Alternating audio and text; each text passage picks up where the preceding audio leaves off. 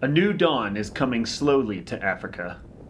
Through the smoky veil of international agreements and the disaster of climate change, groups and governments are tackling a mountain of paperwork, planting trees, and trying to capture a part of the growing carbon economy.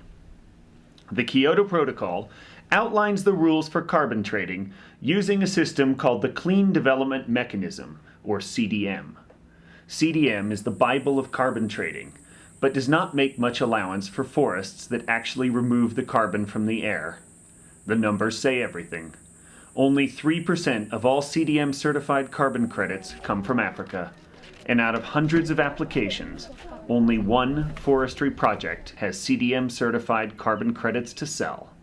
The CDM framework, because of its large politics and business-based background, only deals with large politics and business-based people. 9 years and $500,000 into the certification process, a project run by Norwegian company Green Resources in Tanzania is on the verge of becoming the second CDM certified forestry project in Africa. Following the CDM rules, their project already helps to remove carbon from the air and slow the destruction of Tanzania's remaining hardwood forest. And our company is also supporting farmers in growing their own wood on their own woodlots. We give 20% of total seedlings produced to the farmers so that they can grow wood for their poles, for their fuel on their own farms, and they have no need to go and cut in the natural forest. Sub-Saharan Africa's forests are in crisis.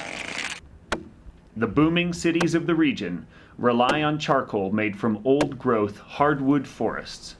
Many African countries are lobbying at the Copenhagen Climate Convention to make it easier to certify forests for carbon trading.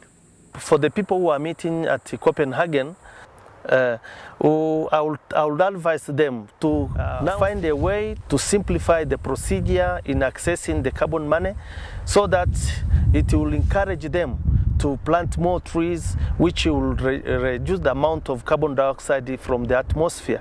The idea of course, of planting exotic fast-growing species is that they grow much faster than the natural miombo species. And in Tanzania, clearing of the miombo is going on at a very alarming rate. And if nothing is done about it, we have no miombo forest in the future. Carbon trading, in theory, is simple. Carbon emitters under the Kyoto Protocol buy carbon credits from developing countries that clean up their industries.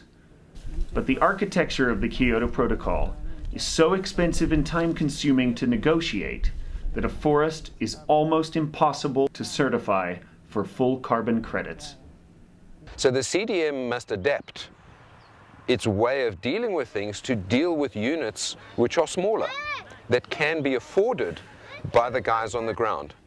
The current CDM certification system excludes all small farmers, foresters, and community-based projects from the carbon market.